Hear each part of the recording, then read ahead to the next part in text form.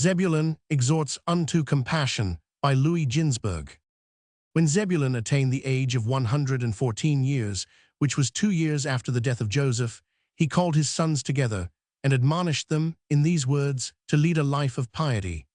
I am Zebulon, a precious gift for my parents, for when I was born, my father became very rich by means of the streaked rods, in herds of sheep and herds of cattle. I am conscious of no sin in me, and I remember no wrong done by me, unless it be the unwitting sin committed against Joseph, in that I did not, out of consideration for my brethren, disclose to my father what had happened to his favorite son, though in secret I mourned exceedingly.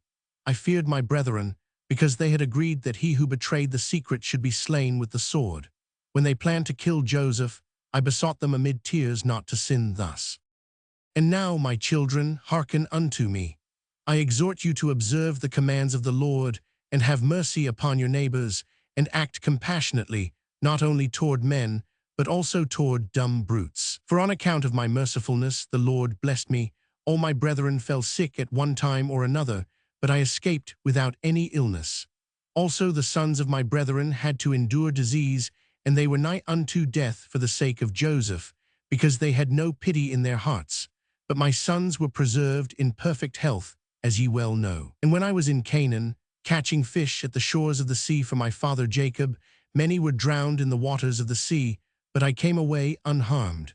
For ye must know that I was the first to build a boat for rowing upon the sea, and I plied along the coasts in it, and caught fish for my father's household, until we went down into Egypt. Out of pity I would share my haul with the poor stranger, and if he was sick or well on in years, I would prepare a savory dish for him, and I gave unto each according to his needs, sympathizing with him in his distress, and having pity upon him.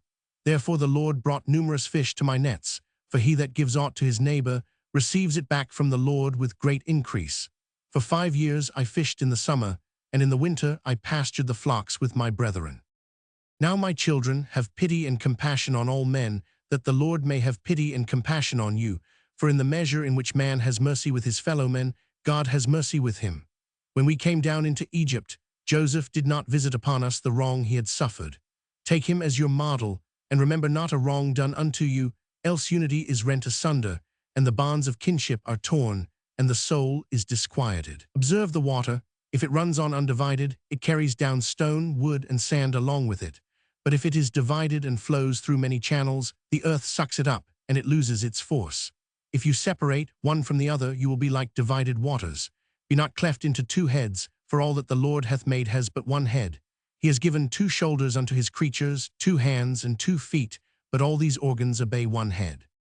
Zebulun ended his exhortation unto unity with an account of the divisions in Israel, whereof he had read in the writings of the fathers, that they would come about in future days, and bring sore suffering upon Israel. However, he spoke encouraging words to his children, saying, Be not grieved over my death, and do not lose heart at my departure from you, for I shall arise again in the midst of you, and I shall live joyously among the people of my tribe, those who observe the law of the Lord.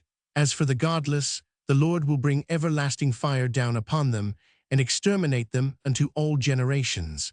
Now I hasten hence unto my eternal rest with my fathers. But ye, fear ye the Lord your God with all your might all the days of your life.